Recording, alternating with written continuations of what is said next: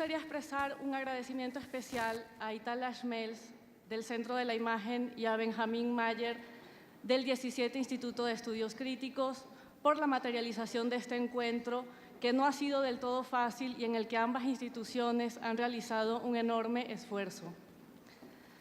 También quiero agradecer la presencia de quienes nos acompañan hoy en este primer día, por aceptar y por traernos las aportaciones de su trabajo reflexivo. Para nosotros es un honor su presencia, somos lectores y admiradores de sus trabajos. Gracias a Jean-Luc Nancy, al señor William John Thomas Mitchell, al señor Keith Moxie, así como a los jóvenes académicos Miguel Ángel Hernández Navarro, Sergio Martínez Luna y Roberto Riquelme. Los tres conocieron y trabajaron con José Luis Brea. Voy a hacer una brevísima introducción al siguiente bloque de intervenciones que corresponden específicamente a la obra de José Luis y a su último libro, publicado en vida, Las tres eras de la imagen, que, como saben, da título a este coloquio. Una de las principales razones de que se haya partido de este trabajo para la articulación de estas jornadas es precisamente porque este constituye el punto culminante de su trabajo y, curiosamente y sorprendentemente, tengo la impresión, quizás un poco personal, de que este trabajo ha sido el menos o el peor leído. Las tres eras de la imagen es y debe ser un libro sumamente importante para todos los que trabajan en el campo productivo y reflexivo de lo visual, ya sea como artistas, como investigadores y o como críticos, no solo por la belleza de su escritura, que la tiene, sin duda, sino por la lucidez del análisis y por las ideas tan potentes que ahí José Luis Brea problematiza y constela. Como veremos en las intervenciones de Miguel Ángel Hernández, un cómplice de José Luis en varias empresas y proyectos como la Fundación del Centro de Documentación de Arte en Murcia, el CENDEAC, quien hará a continuación una presentación bastante completa de la trayectoria de José Luis Brea y de lo que significan las tres eras de la imagen en el desarrollo de los estudios visuales, en el trabajo de Brea como uno de los principales críticos de la imagen y de la visualidad en nuestra lengua. Luego tendremos el bloque en el que yo misma, junto con Sergio Martínez Luna y Roberto Riquelme, ambos alumnos y colaboradores también del Teórico Español, abordamos brevemente cada uno un aspecto específico de las tres eras de la imagen para luego llevar a cabo la proyección del adelanto del film que estamos realizando. Yo haré una pequeña intervención a partir de la ausencia y la presencia en clave derridiana, no sé si por una suerte de coincidencia imprevista e improbable, con algunas cosas que tan brillantemente piensa y nos trajo aquí Jean-Luc Nancy en su conferencia, de las formaciones de subjetividad, mientras que Sergio Martínez Luna hará un minucioso repaso de la importancia de las imágenes y de su estudio en la construcción de un conocimiento emancipado y, por ende, de las nuevas humanidades. Finalmente, Roberto Riquelme propone un breve repaso de las tres eras de la imagen cruzado con la película, el ensayo fílmico en el que estamos trabajando y que proyectaremos al final de su intervención. Como no me quiero extender y anticipar más de lo debido, voy a dejarlo aquí, no sin antes decir que entre los años 2007 y 2008, José Luis Brea vino a México por lo menos en 4 ocasiones, poco después de la publicación del libro Cultura RAM. Fue invitado por el Centro Multimedia, por el Laboratorio de Arte Alameda, por la Universidad de Nuevo León y por otras instituciones que ahorita no recuerdo. José Luis Brea fue enormemente seguido en España y en diversos países de Latinoamérica, como Colombia, Venezuela, Cuba, Argentina, Uruguay. Sin embargo, fue México una suerte de destino, y lo digo en todo el sentido de la palabra. Esa intensidad destinal, también, por qué no decirlo, esa anticipación del pensamiento, de alguna manera, hace que estemos hoy aquí, haciendo una vez más productivo en México uno de los trabajos más brillantes en el terreno del ejercicio crítico de las producciones culturales y de la visualidad.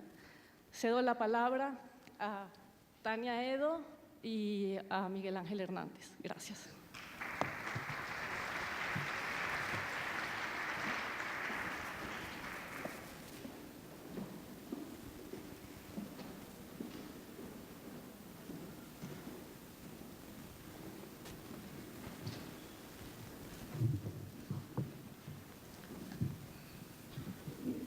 Pues muy buenas tardes, tardes. Gracias, María Virginia, por recordarnos también esos gratísimos momentos con José Luis aquí en México en 2007, y recuerdo también hace muchísimos más años, unos 15 años, cuando nos convocaron a Fran Illich, a José Luis y a mí para un conversatorio en línea, cuando todavía estas cosas de comunicarnos vía remota y tratar de hacerlo, compartirlo con el público, pues eran contexto, ¿no?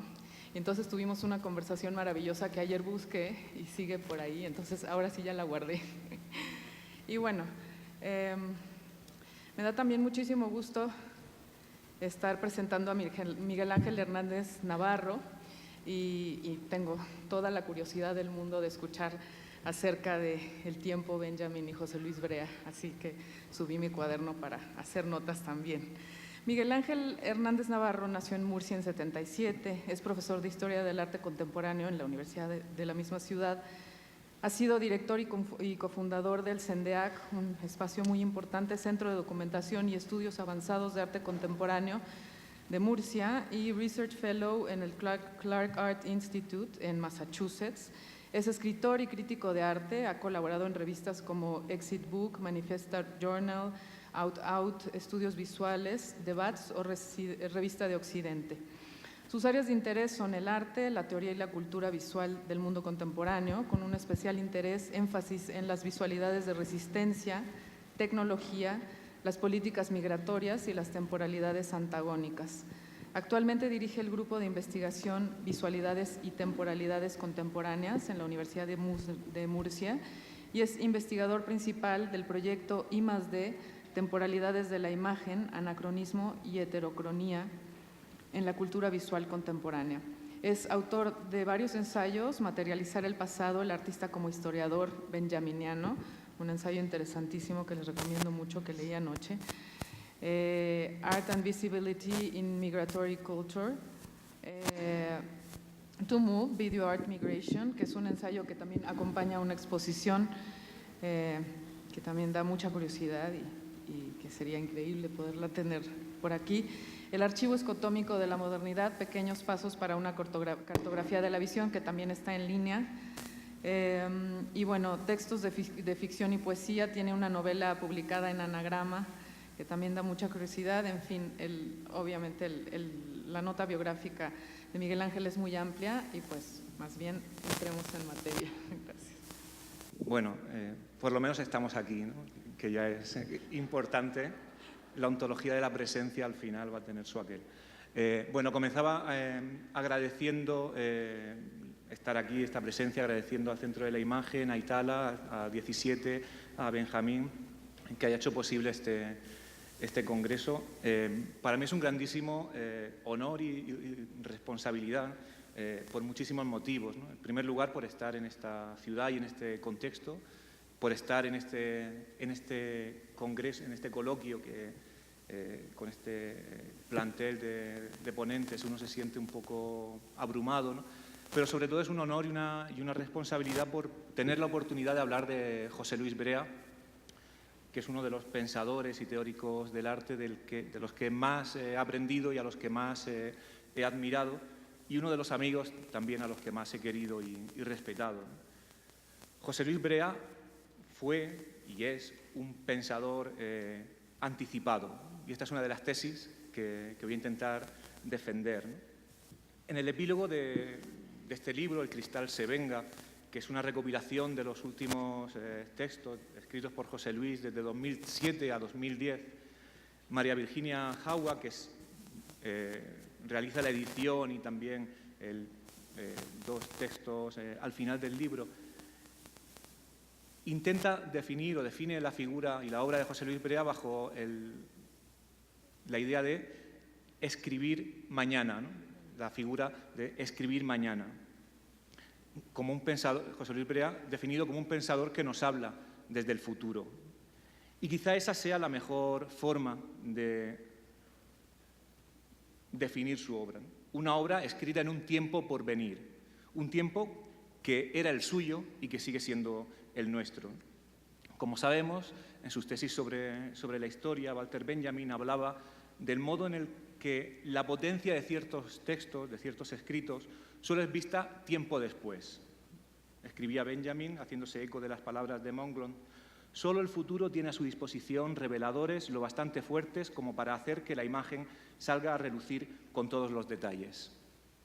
Con la obra de José Luis Brea sucede algo semejante. Es una obra que se anticipa a su tiempo y que solo un tiempo después, casi en acción diferida, puede ser observada, leída y comprendida en su radicalidad. Quizá ese futuro desde el que escribía José Luis haya comenzado a llegar, al menos de algún modo, ¿no? Y quizá por fin hayamos comenzado a escuchar esa escritura del mañana que siempre fue la escritura de José Luis Brea. Y que este coloquio, que pretende explorar la actualidad de los estudios visuales, lleve el título de uno de sus libros más bellos, Las tres eras de la imagen, y sobre todo que se aluda a su pensamiento como inicio de un viaje, de este viaje de los estudios visuales, es síntoma de que la carta que fue enviada por José Luis ha comenzado a llegar a su destino, y que duda cabe, es un motivo de alegría y de esperanza. Lo que voy a intentar hacer en esta intervención es centrarme en algunos de las ideas o de las obsesiones que acompañaron el trabajo de José Luis Brea, ¿no? Observando un poco las transformaciones observando cómo las transformaciones que en la obra de Brea tienen lugar en la imagen y en el pensamiento, en el fondo están vinculadas con un sentido particular del tiempo, ¿no?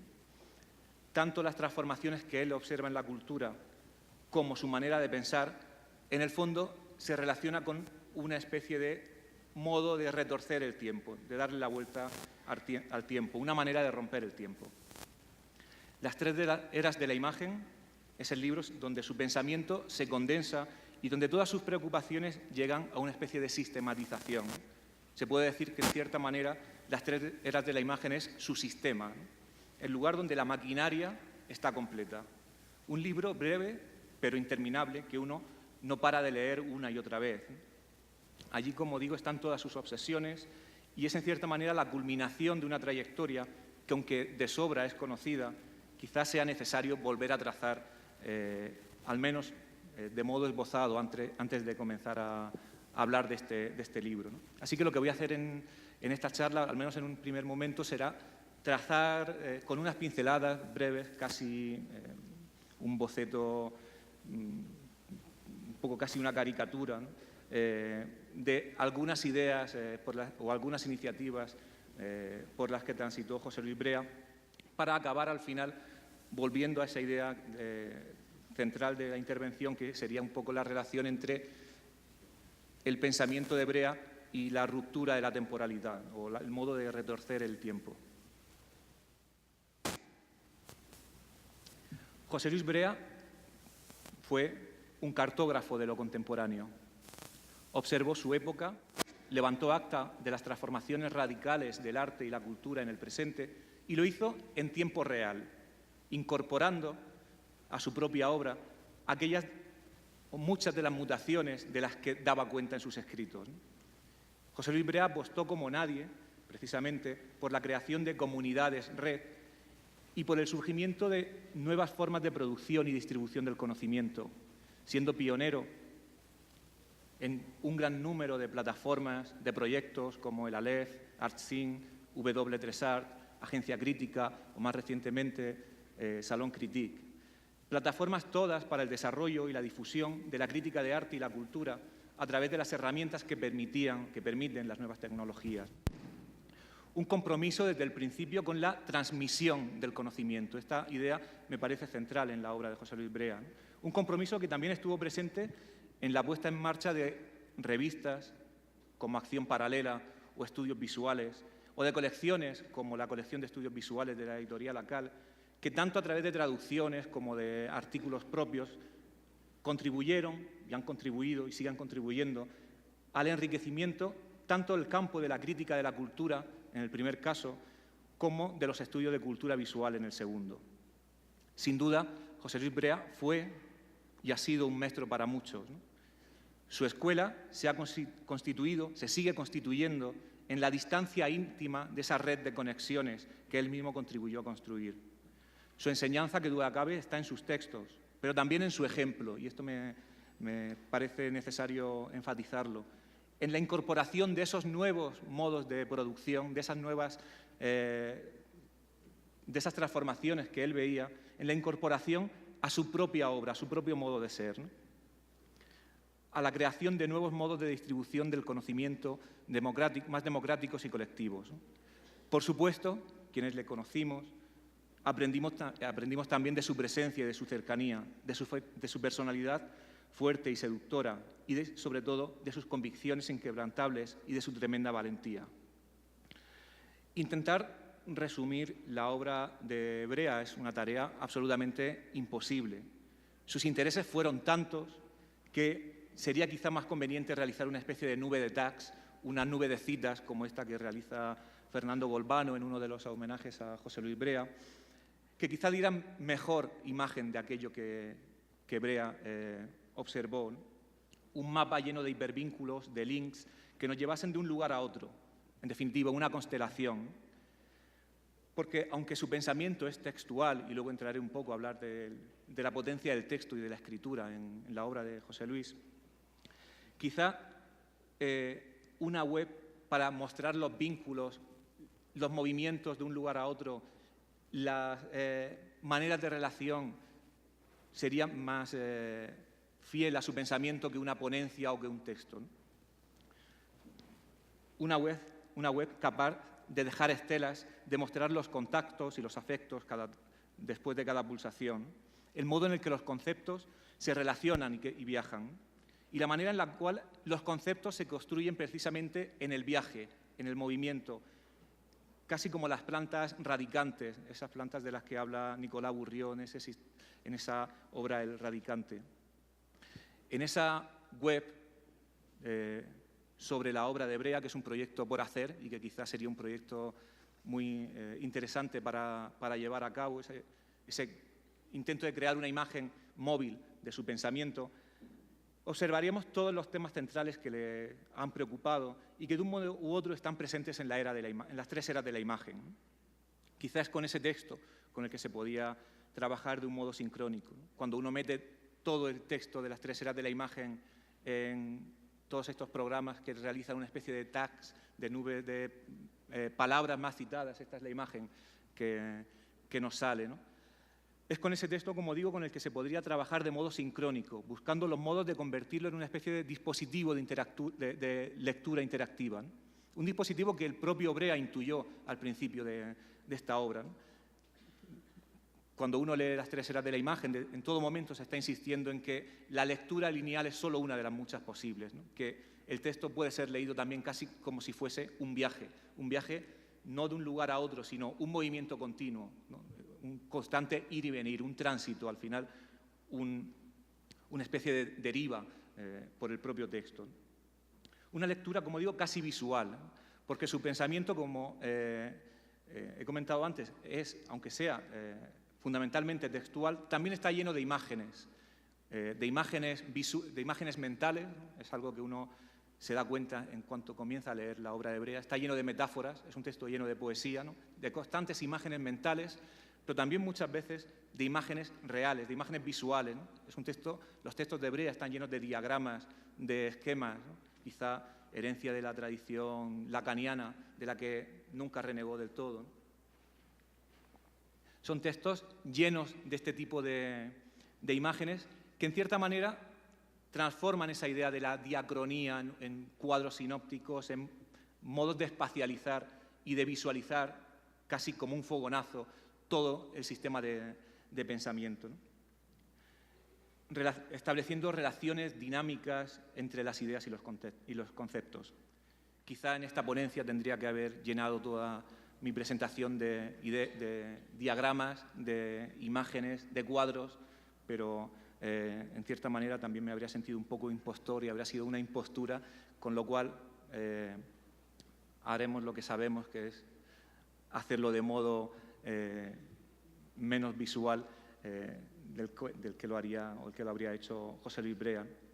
Habría sido demasiado mimético, casi habría sido una banalización o en cierta manera una impostura. En cualquier caso, para entender el pensamiento de Brea, creo que sería necesario, al menos en una primera aproximación, prestar atención a la evolución de ese pensamiento, a cómo evoluciona ese pensamiento en un sentido, en cierta manera, diacrónico.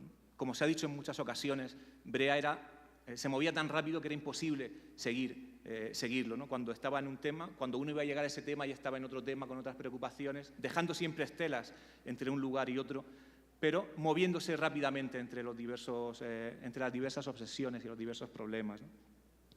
Pero sí que parecía necesario hacer una especie de rápida trayectoria o esbozo de esa trayectoria.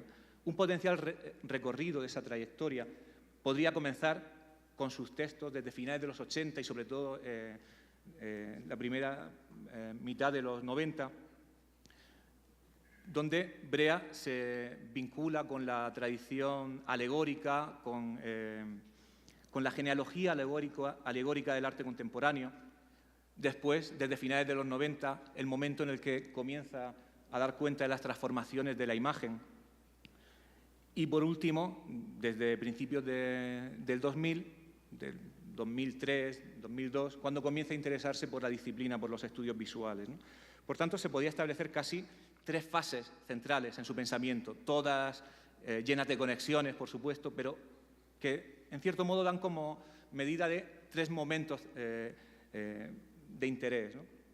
Una primera fase que podemos llamar fase alegórica, la fase de la fe en el arte, o de la fe en cierto arte, ¿no?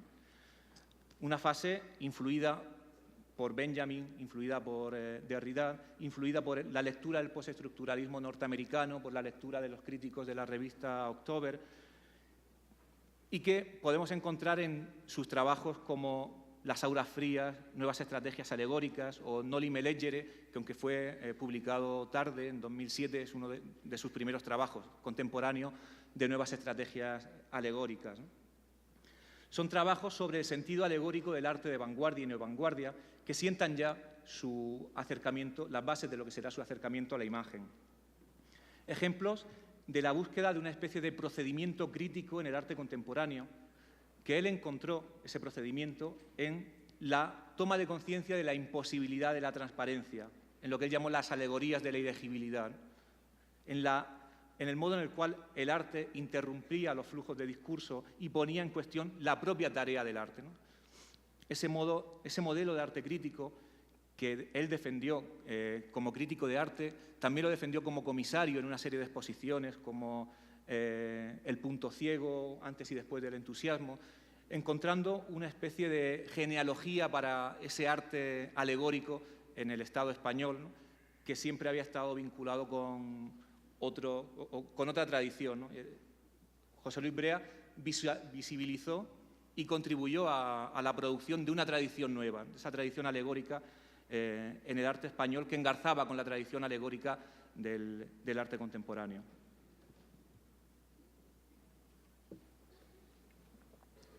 Una segunda etapa podemos llamarla la etapa posmedia o la era posmedia.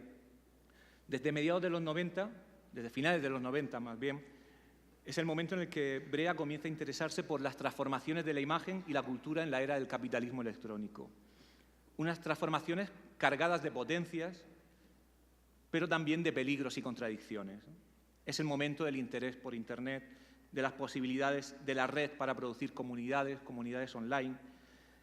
Y en ese momento también sus textos se llenan de referencias a pensadores como Deleuze y Guattari, Agamben, Nancy, Negri, toda una serie de pensadores que piensan la comunidad y que él intenta llevar esas ideas a las nuevas posibilidades de las comunidades digitales, ¿no? También sus textos se llenan de referencias a los teóricos de los nuevos medios, a sociólogos como Ulrich Beck. La era posmedia, El tercer umbral o Cultura RAM son quizá los libros que mejor examinan esas mutaciones seminales de los modos de experiencia que en el fondo producen también modos de transformaciones en la subjetividad. Unos cambios, los de la imagen, que modifican también el sentido y el alcance tanto del arte como de los modelos de análisis y de crítica. Y podríamos ver una tercera etapa, la etapa de los estudios visuales, donde la necesidad de nuevas maneras de abordar la crítica de la visualidad, capaces de dar cuenta de los cambios producidos y sin el lastre de la tradición, le hace fijarse en esta indisciplina, como él la caracterizaba, de los estudios visuales, con proyectos como la revista Estudios Visuales, colecciones de libros como la colección de ACAL que he comentado antes, o con eventos como los grandes congresos en Arco y también los encuentros en el CENDEAC, sienta las bases para la introducción de esta indisciplina en el contexto hispano. Y se trata en este momento casi de una especie de giro epistemológico, donde se produce un interés cada vez mayor por la propia disciplina, por el modo en el cual los estudios son capaces de abordar las transformaciones de la imagen. Continúa, por supuesto, su interés por el contexto y por el medio, y se puede decir que es un momento de pérdida paulatina de la fe en el arte, o pérdida que acaba en la pérdida total de la fe en el arte. Es el momento del interés también en pensadores como Martin Jay, Jonathan Crary, Mickey Abal o Jacques Rancière, ¿no? En la introducción de una especie de nueva nómina de pensadores, o de nómina de pensadores que avalan, legitiman y con los cuales puede dialogar sobre esas percepciones. También es el momento de la crítica a la retórica de la resistencia, la crítica de los falsos profetas, de la subversión, crítica de la crítica integrada y sobre todo de la defensa de una especie de estudios no cómplices que son los estudios visuales. En cierta manera, Las tres eras de la imagen, este libro publicado en 2010, es la consolidación de todo su pensamiento, de toda esa serie de preocupaciones o de obsesiones que se producen prácticamente desde sus inicios hasta 2010. Es, en cierta manera, la posibilidad de pensar de modo retrospectivo lo ya pensado. Es el intento de crear un sistema para pensar el presente. Y un sistema, y esto es importante, capaz de pensar en el mismo tiempo de la imagen, capaz de pensar desde la propia imagen. Escrito con un estilo bello y absolutamente literario, el texto da buena cuenta, desde el principio, antes de nada, de la atención especial que está en todos los textos de José Luis Brea al lenguaje. No solo al qué, sino al cómo escribir, a la potencia de la escritura. Es algo que caracterizó desde un principio el proyecto crítico de Brea. Una atención que, como digo, lo acerca a la literatura con mayúsculas y que nos hace afirmar, a mí me lo hace afirmar, que Brea fue por encima de cualquier otra cosa un escritor, uno de los grandes prosistas en español, uno de los mejores. La escritura para él nunca es un medio transparente de transmisión de conocimiento, sino un lugar donde se incorpora aquello que se quiere decir. Brea era, en ese sentido, un habitante del lenguaje, que, por utilizar la expresión de Roland Barthes, transforma de manera radical el porqué de las cosas en un cómo escribir. La escritura de Brea era una escritura que piensa, que se piensa y que piensa en el propio transcurso. Una escritura consciente, llena de metáforas y de imágenes poéticas, hermética en ocasiones, irónica en otras, fragmentaria, aforística por momentos, llena de puntuaciones, de fogonazos. Muchas veces uno quisiera pulsar las palabras conforme está leyendo, ¿no? Uno tiene la sensación cuando está leyendo un libro que quisiera darle a la palabra para ver cómo esa palabra se despliega. Y es precisamente a través de ese lenguaje bello, pero siempre preciso y justo, que este libro condensa algunas de las preocupaciones centrales de Brea a lo largo de su obra y las articula, en cierto modo, en una especie de teoría histórico-cultural de la imagen y de los modos de ver. Una teoría de los modos de ver que es, en el fondo, también una teoría de la cultura y una teoría de la subjetividad. Y es que para Brea la imagen es el fondo, es el modo de engarce con todo un sistema cultural que está detrás de ella, ¿no? Un régimen escópico o un archivo de visualidad. En este libro, como en toda su obra, Brea trabaja no solo a través de la idea de que las imágenes y la visión están construidas socialmente, sino que ellas son lo social, que ellas son la subjetividad, que allí está ese archivo de conocimiento, poder y deseo del que hablaba Foucault. En cierto modo, Brea incorpora la idea seminal de Tom Mitchell, según la cual la cultura visual no solo atiende a la construcción social de lo visual, sino también a la construcción visual de lo social. Partiendo de esas ideas, en este libro, Brea identifica 3 grandes archivos visuales que están incorporados en 3 modos de existencia de la imagen. Imagen materia, imagen movimiento, que es imagen film, o imagen tiempo, imagen electrónica.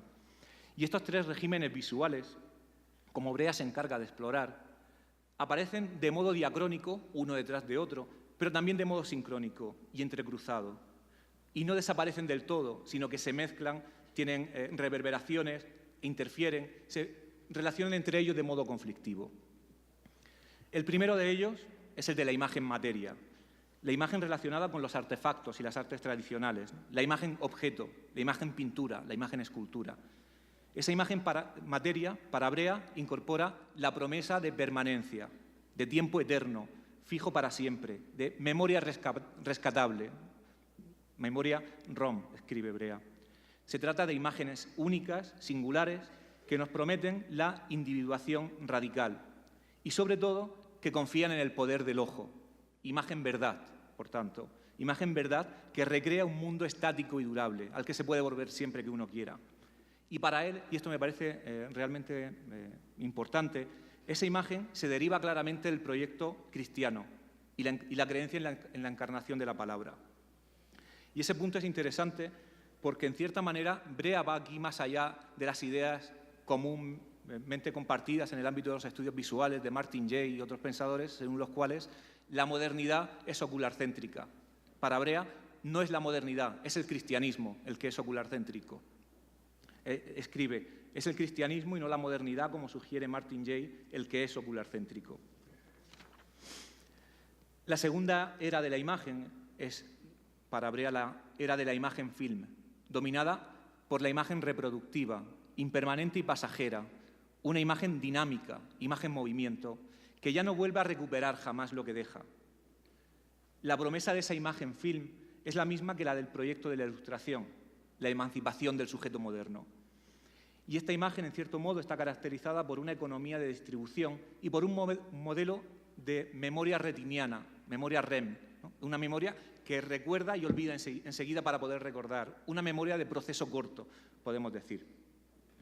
Una memoria corta que necesita olvidar inmediatamente y que se articula en torno a un régimen escópico de inconsciente óptico, de desconfianza ante lo que vemos, porque en lo que vemos, sugiere Brea, hay un conocimiento que no es accesible a través de la mirada, hay algo más que no podemos ver y que, sin embargo, podemos saber. En ese régimen escópico, las imágenes que llamamos arte, fundamentalmente las del arte vanguardista, tendrán el cometido de evidenciar el punto ciego, de evidenciar que no podemos ver a través de la mirada, que la imagen no está todo, que hay cosas que están más allá de lo visible. Las imágenes de arte tendrán el cometido de evidenciar ese punto ciego y demostrar su propia insuficiencia para abrir del todo el mundo, su propia insuficiencia como imagen transparente.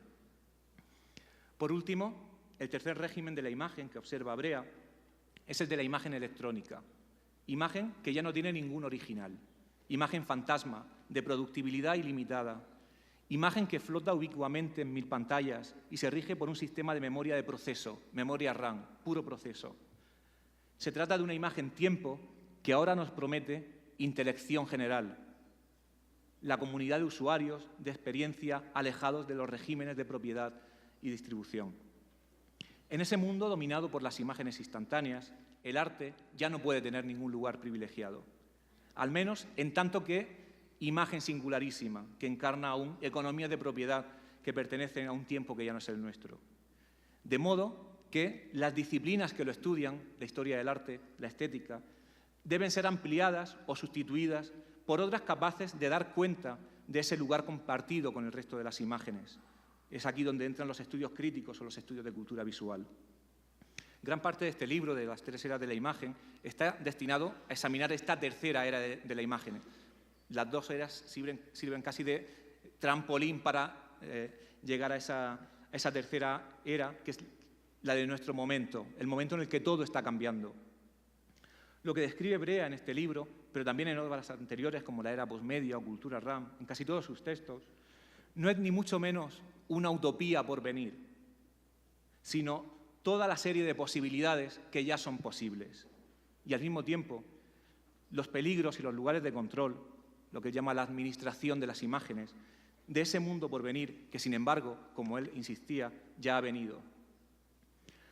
Aunque sería terriblemente pretencioso reducir su pensamiento a una idea, se podría decir que en esta tercera era de la imagen, en esta manera de examinar las transformaciones, hay una especie de argumento común que se repite en sus textos.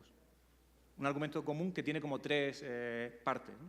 La primera, clara, se ha producido una transformación en la cultura y la visualidad del presente. Una segunda parte, las fuerzas residuales del pasado, ¿no? Los tiempos del pasado, no dejan que ese acontecimiento que ya se ha producido tenga lugar. Y una tercera parte, es la crítica, es el conocimiento, es el saber, el encargado de contribuir con su análisis al desmantelamiento de esas fuerzas residuales que no dejan que ese lugar que ya ha venido advenga del todo, ¿no? El punto de partida pasa, por supuesto, como digo, por las radicales transformaciones de la cultura en la era del capitalismo cultural. El paisaje de acontecimientos, el fondo de contraste, ha mutado, dice Brea, y nuestra experiencia del mundo, nuestro archivo escópico, pero también epistemológico, nuestro modo de conocerlo, se ha transformado drásticamente. En ese nuevo paisaje, las prácticas artísticas y las formas de visualidad también han sufrido una metamorfosis que Brea sustancia muchas veces en cambios en materia, tiempo y espacio, lo que él llama la napsterización del arte, ¿no? Materia, tiempo y espacio han devenido completamente algo diferente, algo que hace que nada vuelva a ser como antes. Dice Brea que lo que quede después de ello, de esta transformación, que a lo que quede después de ello sigamos llamándole arte, es quizá lo menos relevante. Lo fundamental es dar cuenta de la transformación y, sobre todo, enviar una pregunta. ¿Estamos preparados para ello? ¿Estamos preparados para esta transformación? La respuesta que ofrece Brea, y esta es una de las claves de su pensamiento, es contundente. Sí lo estamos, pero solo si conseguimos desarticular los elementos que no permiten ese cambio. A pesar de que las condiciones de que la técnica ya lo permita, hay ciertas fuerzas que presentan esas resistencias al cambio. Podemos estar seguros, dice Brea, de cuál es la estrategia que en relación con las imágenes va a seguir el capitalismo contemporáneo para mantenerlas a la regulación de una economía propietaria. Escasearlas, desproducirlas, hacernos fantasearlas como pocas y consumibles. Y esto que sucede con las imágenes tiene lugar, según Brea, en todas las formas de cultura.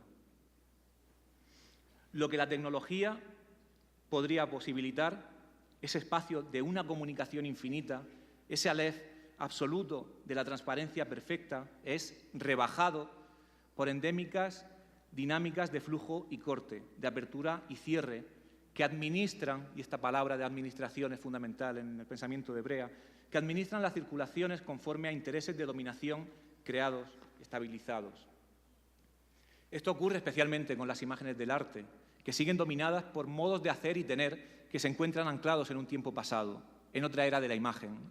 Fuerzas zombie, como diría Ulrich Beck, y Brea reconoce esa afiliación del concepto de los conceptos zombie, ¿no?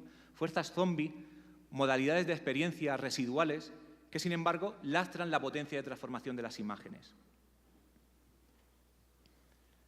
Dice Brea, el arte es una práctica que sobrevive en un tiempo prestado, heredada de otros escenarios de la producción simbólica, habilitados para dialogar también con otros modos de la producción general misma. Es decir, el presente sigue siendo una promesa. Y en última instancia seguimos estando ante un régimen de hipervisión administrada, como él escribió. Un régimen de hipervisión administrada. Y esa administración es el objeto de nuestra lucha, dice Brea. Esa administración de las imágenes es lo que sería necesario desmontar. La labor del crítico, la tarea de lo que Brea llamará las nuevas humanidades, será, por tanto, contribuir al cumplimiento y al desarrollo de las posibilidades lastradas a través del desmontaje de la administración de esa visibilidad. ¿Cómo hacerlo? Brea también es claro en este punto. No siendo cómplice con su objeto, emancipándose y liberándose de las fuerzas que lo atenazan, pensando siempre desde el presente, pensando incluso desde un paso más allá del presente, adelantándose incluso a la certidumbre del presente. Sobre esta idea volveré más tarde.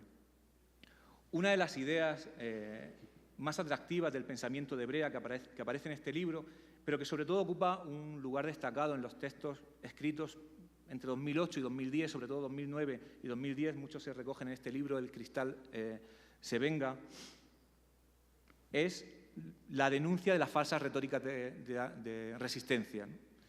A eso dedicó unos textos fundamentales y también un número especial de la revista Estudios Visuales, el último número de la revista Estudios Visuales, publicada en 2010, donde se habla precisamente de esa especie de denuncia de los falsos profetas que anuncian la subversión. Las cosas cambian y ciertas fuerzas de preservación, sobre todo fuerzas económicas e ideológicas, no las dejan cambiar, ¿no? Este es como el argumento de partida, ¿no? Las cosas cambian y hay fuerzas que no posibilitan la transformación, ¿no? Pero el problema, y Brea lo intuye desde el principio, es que esas fuerzas que no permiten que las nuevas experiencias tengan lugar no son tan fácilmente identificables como creemos. No se presentan bajo la forma evidente del pensamiento hegemónico, sino a través de su contrario, transmutadas, en cierto modo, en su opuesto.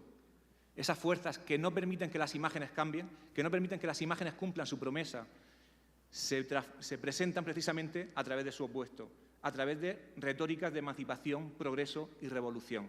Esta es la clave de muchos de sus textos últimos. El contenido de su mensaje, de estas falsas retóricas de la resistencia, es un mensaje de liberación. Ese es el contenido del mensaje, ¿no? Pero ese es el mensaje de superficie. Por eso Brea intenta hacer que prestemos atención a lo que está debajo, al funcionamiento de la máquina. Hay un texto fascinante en este libro, en El cristal se venga, sobre la película Avatar, donde habla del mensaje de subversión de la película y la maquinaria y la retórica de dominación del 3D y de cómo funciona al final el aparato, ¿no? Al final es en el aparato, en el modo de emplazamiento de la tecnología, en el Gestell casi que diría Heidegger, donde se produce esa especie de resistencia a que las cosas cambien, ¿no? Es el aparato el lugar donde operan las fuerzas que provienen de otros tiempos, ¿no? Las fuerzas que no dejan que la imagen advenga del todo.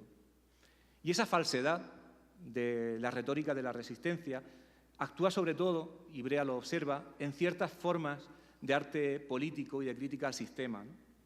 Según Brea, el verdadero peligro del doble juego de esta especie de retóricas de la resistencia se encuentra en una especie de sentido autolegitimador, ¿no? Este arte crítico integrado, arte político integrado, que en cierto modo construye una especie de interior blindado que integra la propia crítica en la institución y que se convierte en el sistema perfecto para la dominación. Esas formas de crítica integrada son al mismo tiempo crítica y afirmación de lo criticado, es decir, contribuyen a que la institución acabe siendo más inmóvil de lo que era, ¿no?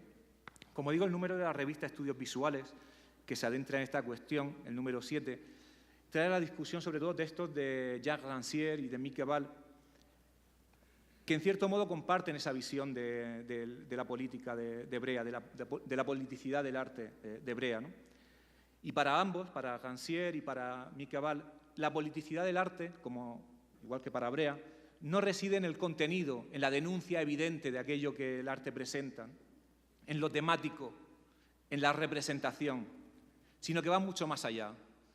Mieke Val o Jacques Rancière hablarán de la sensibilidad.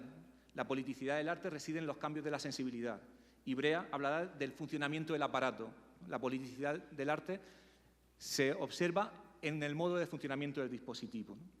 En cualquier caso, más allá de la representación.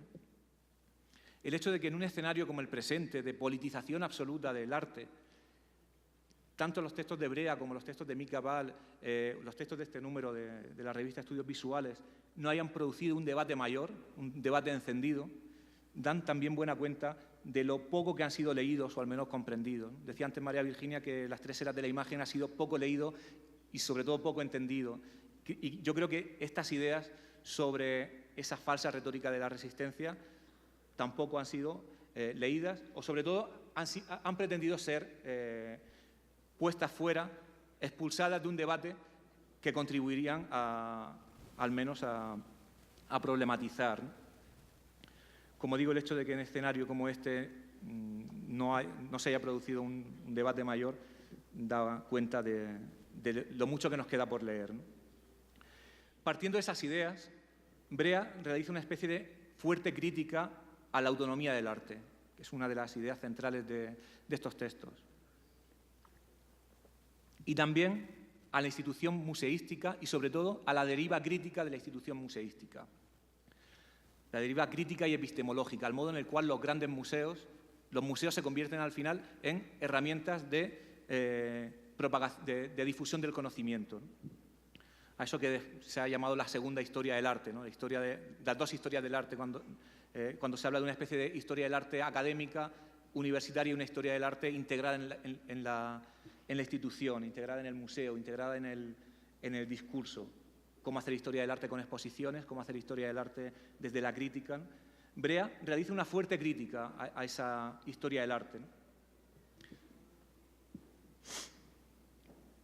Tolerancia cero al espectáculo, dice.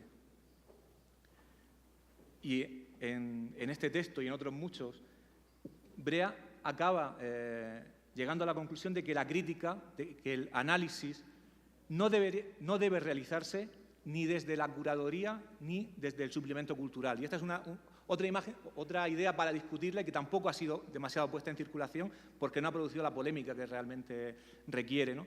No es posible la verdadera crítica realizando una exposición, curando una exposición. No es posible la verdadera crítica haciendo divulgación periodística, ¿no? La crítica no debería realizarse ni desde la curaduría ni desde el suplemento cultural. Y él dice, ni siquiera desde la historia del arte. Porque en todos los casos, en la curaduría, en la crítica del suplemento cultural y en la propia historia del arte, hay una complicidad con el objeto de crítica. Tanto la curaduría como la crítica del suplemento cultural, como la propia historia del arte, son cómplices con su objeto, ¿no? En todos los casos hay una complicidad con el objeto de crítica, una complicidad institucional, una complicidad económica y una complicidad sobre todo de creencia. La crítica verdadera, dice Brea, debe suspender la creencia en su objeto, debe desconfiar de su promesa de verdad. No hay estudios críticos, dicho de otro modo, sin la apostasía de la fe en la clausura disciplinar de las prácticas. No sin una vehemente puesta en suspensión de la increencia en los dogmas que instituyen el dominio de las prácticas instituidas. En este caso, no sin puesta en suspenso de la fe en el arte, la única verdadera religión de nuestro tiempo. Y es quizá eso, esa puesta en suspenso de la fe en el arte, lo que hace a Brea fijarse en la potencia de los estudios visuales como estudios no cómplices, estudios que van más allá de esa fe y de esa complicidad con el sistema artístico.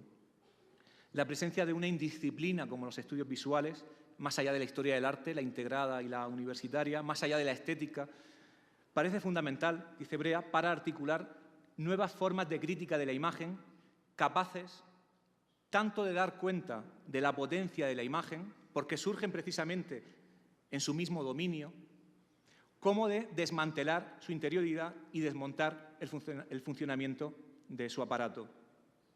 Hoy, dice Brea, en unos tiempos cuya religión se llama secretamente ideología estética, lo que necesitamos es una herramienta que nos permita retirarnos de esa precisa fe para observar los procesos de simbolización con la mirada crítica capaz de reconocer en ellos un campo de promoción interesada de creencias, valores y prácticas sociales.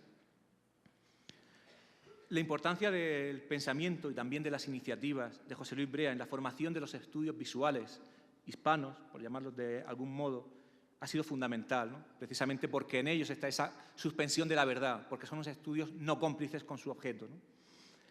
Como ya he mencionado, en cierto modo sugieren o suponen una especie de giro epistemológico en su trayectoria, un giro que se puede observar prácticamente desde principios del 2000, ¿no? Una intención por plantear las herramientas para la construcción de una disciplina. Los encuentros de Arco, del CENDEAC, la revista Estudios Visuales, la colección a la que me he referido, son momentos de construcción de ese campo de los estudios visuales en el ámbito hispano.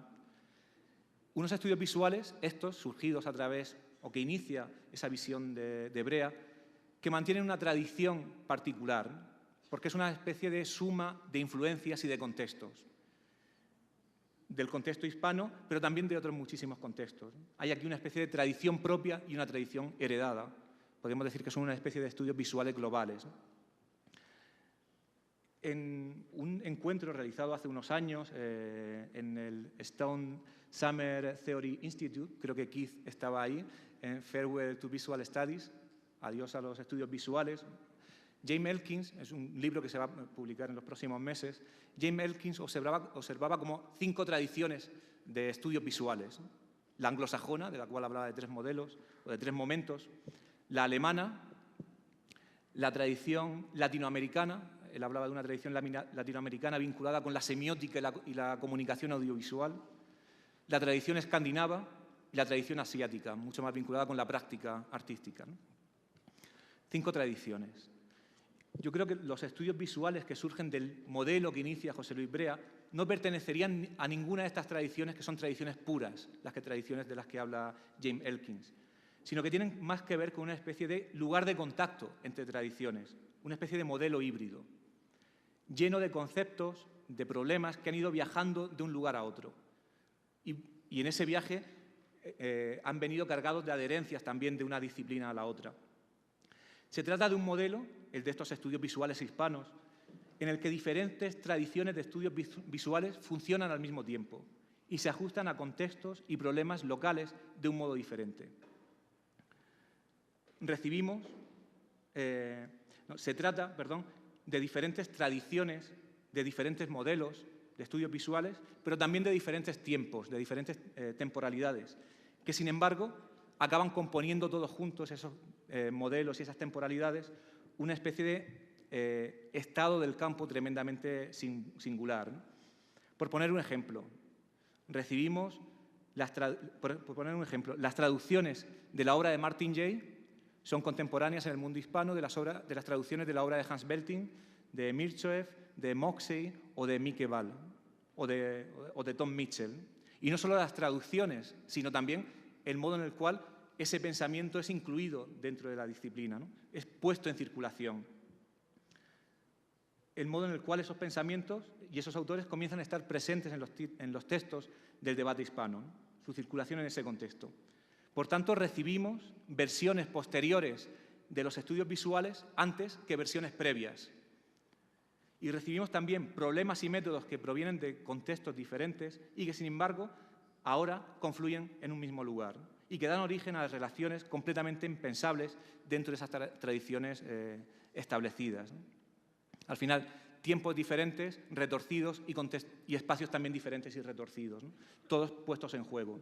Y esas discontinuidades y esos nuevos debates de tiempo, lejos de ser considerados ilegítimos, al menos en esa idea de 5 modelos de historia de cultura visual, deberíamos verlos como oportunidades de abrir el campo y proponer relaciones nuevas e impensadas, poniendo en contacto y en conflicto problemas, ideas y métodos que a priori están alejados en el espacio y el tiempo.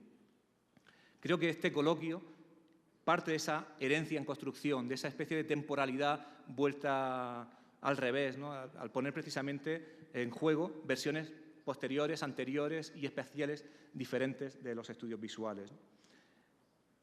Este coloquio es parte de esa herencia en construcción y en ese sentido también es un acontecimiento porque produce aquello que pretende mirar, ¿no? Porque funda también la tradición que pretende observar, ¿no? En cualquier caso, lo que parece necesario es introducir modelos móviles de pensamiento, modelos más allá del estatismo, capaces de pensar al mismo tiempo que piensa la imagen. Modelos viajeros, sin duda, como intuye Miqueval en su libro fundamental. Modelos capaces de realizar un viaje que es un viaje espacio-temporal, un viaje entre tradiciones, campos, problemas y preocupaciones históricas. Y también modelos capaces de asumir el nuevo tiempo de las imágenes, esa experiencia fugaz, casi migratoria, impermanente, efímera, fluyente de la tercera era de la imagen. Y en realidad de eso es de lo que se trata. Y creo que, en última instancia, el pensamiento de Brea camina hacia esa movilidad, un moverse en el tiempo, un pensamiento que acompaña al objeto, que se inserta en él y que es capaz de pensar desde su propia potencia, desmantelando a través del conocimiento las sombras de inmovilidad que lastran su universo de posibilidades. A esto me gustaría dedicar los minutos que me restan de ponencia, ¿no? A examinar la temporalidad en el pensamiento, una temporalidad móvil y retorcida, que va un paso más allá, y esta es un poco la tesis, de la metáfora del pensamiento como detención y apertura. Un modo de pensar, de conocer, que tiene también que ver con las transformaciones de la experiencia de las que Brea dio cuenta. En la tercera era de la imagen, el tiempo se acelera hasta su práctica desaparición. La imagen ahí se convierte en puro tiempo, tiempo móvil, tiempo ahora, puro flujo. Pero la posibilidad de que ese tiempo advenga y que ese tiempo se efectúe depende de la presencia de otros regímenes escópicos y cronológicos que la penetran y se resisten a abandonarla. Cuando al principio de las tres eras de la imagen observa José Luis Brea que los tres archivos de visualidad son diacrónicos y al mismo tiempo sincrónicos, quiere decir esto, que no siempre existen de modo puro, que hay una convivencia entre los modos de ver y de experimentar, pero también y sobre todo un conflicto. Esas adherencias, esas fuerzas zombie de otro tiempo, de algún modo imposibilitan el desarrollo del nuevo tiempo de las imágenes. Las temporalidades del pasado, los residuos de configuraciones pasadas, penetran e interrumpen la posibilidad y convierten el posible ya aquí en una especie de aún no. Brea alude a la idea compartida de que cada época piensa y efectúa las ideas de la época anterior. Dice Brea, cada epocalidad, cada régimen técnico, cada programa civilizatorio, cada escenario de deseo, realizaría en diferido lo más propio del que le precede. Es decir, los regímenes escópicos, las modalidades de experiencia, se producen a través de modelos de anacronismo. Siempre hay un anacronismo en los modos de ver. La contemporaneidad siempre es anacrónica, siempre tiene un pie en el pasado. En el libro de los pasajes, Benjamin observaba que la razón por la que las primeras construcciones de la modernidad el vidrio y hierro se emplazaban en formas antiguas y obsoletas, se debía precisamente a que los nuevos materiales y técnicas habían llegado demasiado pronto y que, en consecuencia, no se sabía cómo operar por ellos, ¿no?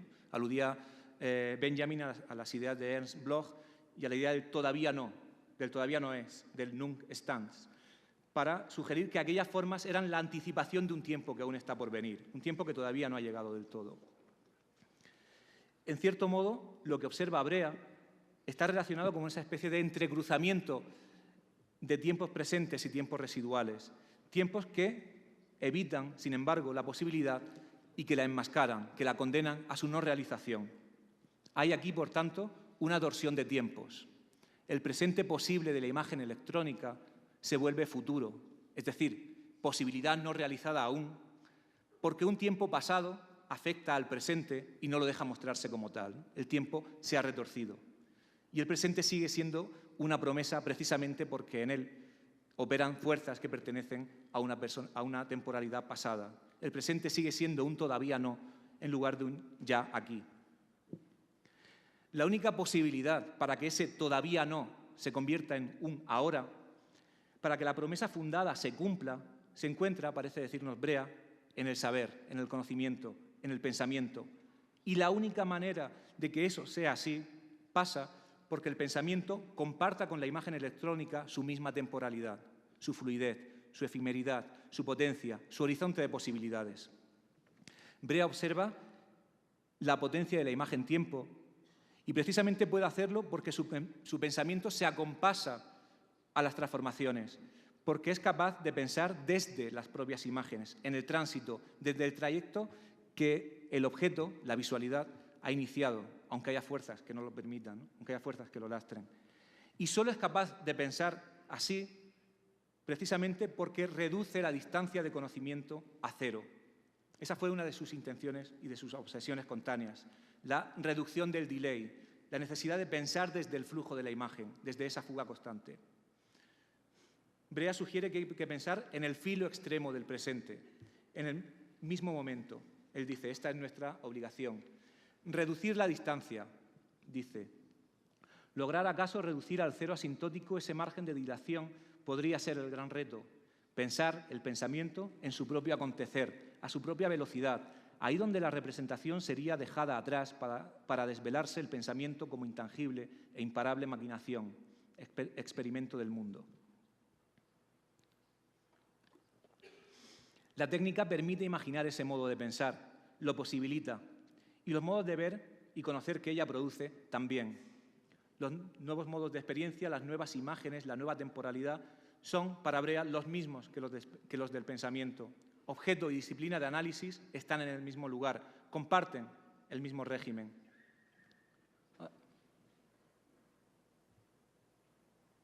Se nos ha ido una imagen. Bueno. Él dice, no hay de un lado el objeto y de otro un instrumento, digamos, las disciplinas que se muevan en escenarios distintos. Objeto y disciplina ocurren al mismo tiempo. Ambos pertenecen a una única y misma inmanencia, a un mismo orden del discurso. Por tanto, las imágenes y el pensamiento como espejos, imagen-tiempo como imagen-pensamiento. Y en sus textos, Brea buscó constantemente esta figura, ¿no? Una imagen que se piense desde el presente, un modelo de pensamiento capaz de moverse al mismo tiempo que su objeto.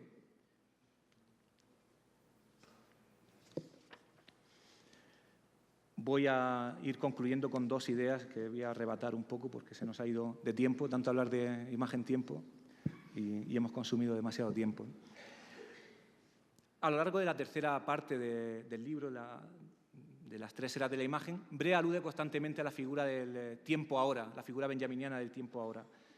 Esa noción que, como sabemos, enuncia Benjamin en las tesis sobre la historia y también en el libro de los pasajes, para aludir al modo en el que aparece el conocimiento de la historia. Él habla del Jetzei, del tiempo ahora, como ese momento en el que la imagen aparece, la historia aparece, para todo aquel que se vea aludido por ella, una especie de relámpago, un momento pasajero, un fogonazo, que es lo que él llama el ahora de la cognoscibilidad, ¿no? El momento en el que el pasado aparece, ¿no? El pasado aparece a ese historiador que se ve aludido, el relámpago del conocimiento.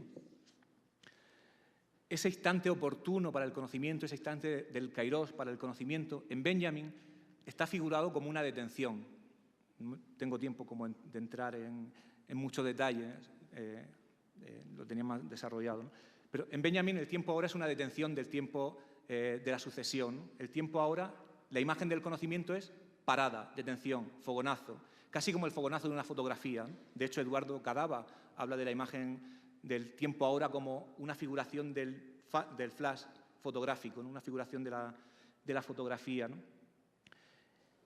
Esa imagen de la detención, que en cierto modo recupera la idea las metáforas del pensamiento, las figuraciones del pensamiento como la alecella, el claro del bosque, la iluminación como detenciones, ¿no? El pensamiento como algo que uno piensa parado, ¿no? Uno piensa en el momento de la detención. Esa imagen, sin embargo, no es compartida del todo por Brea, ¿no? La tesis que quería mantener aquí es que el pensamiento de Brea no es detenido, sino que es un pensamiento móvil, que el conocimiento no se produce en la detención del tiempo ahora, sino en el acompañamiento de ese flujo de las imágenes.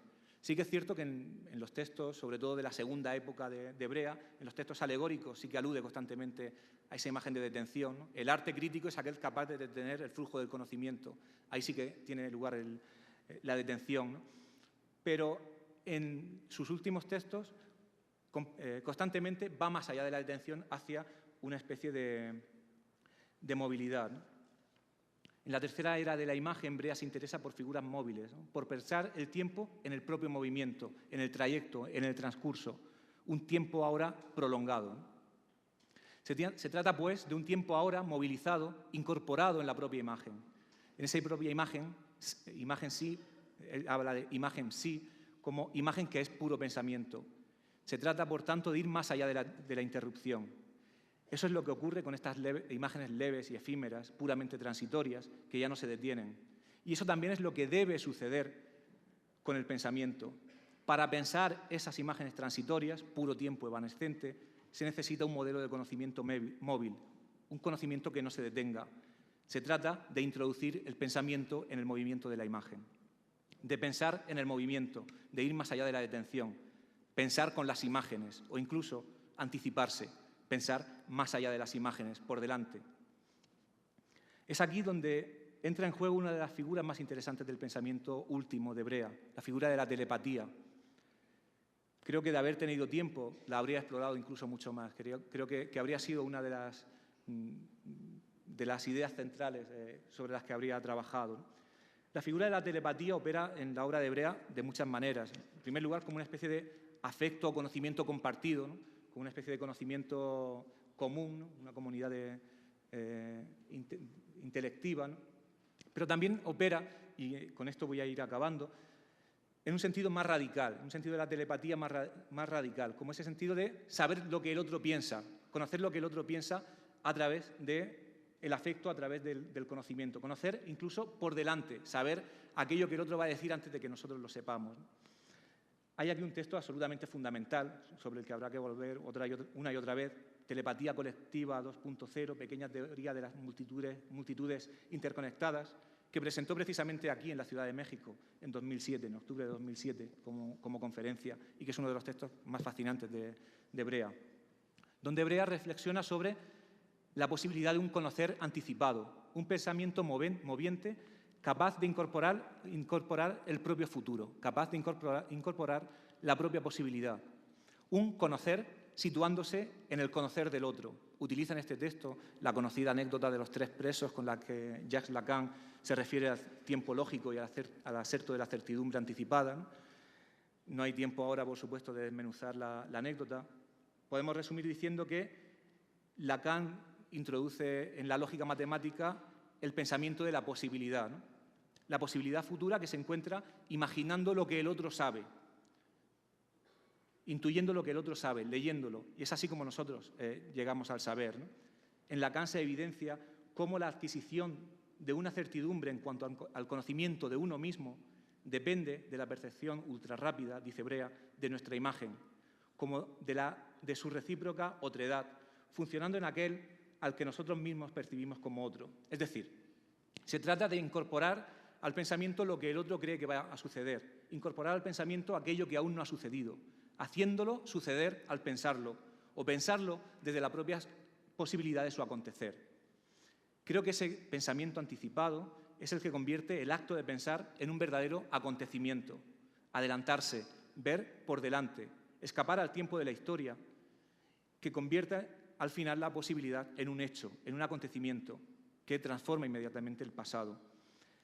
Y hay también, por supuesto, en ese pensamiento anticipado, también como en el saber de las imágenes, una especie de anacronismo, una multiplicidad temporal, una suspensión del tiempo lineal, un pensar después o un pensar antes de un después que está adviniendo. Es también, por tanto, una suspensión del tiempo. Un tiempo ahora ligeramente adelantado que existe también fuera del tiempo. Para que las cosas, los acontecimientos con toda su fuerza metafísica tengan lugar, dice Brea, han de, en cierta forma, dejar de existir en el tiempo.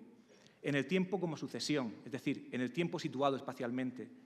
Las imágenes electrónicas no tienen especificidad espacial, se han desubicado, se han hecho, según el sueño de Paul Valéry, ubicuas. Ni es necesario un lugar concreto físico para verlas, ni ellas se encuentran en lugar alguno. Un acto sucede siempre demasiado pronto o demasiado tarde. Las condiciones de la imagen, las del pensamiento, ocurren así. el momento adecuado para actuar no existe, dice Slavoj Žižek en su visión del acontecimiento. Y Brea parte precisamente de esa paradoja, que no hay un momento adecuado para actuar, que uno tiene que inventar su propio momento para actuar. Parte de esa paradoja y la vence a través del modo de saber anticipado. Ese pensar anticipado es también un pensar arriesgado, porque es un pensar de aquello que no ha sucedido aún. Dice Žižek, el sujeto salta hacia adelante y asume un riesgo al hacer un movimiento antes de que las condiciones sean las idóneas para actuar. Y eso es lo mismo que ocurre con la historia que cuenta Lacan.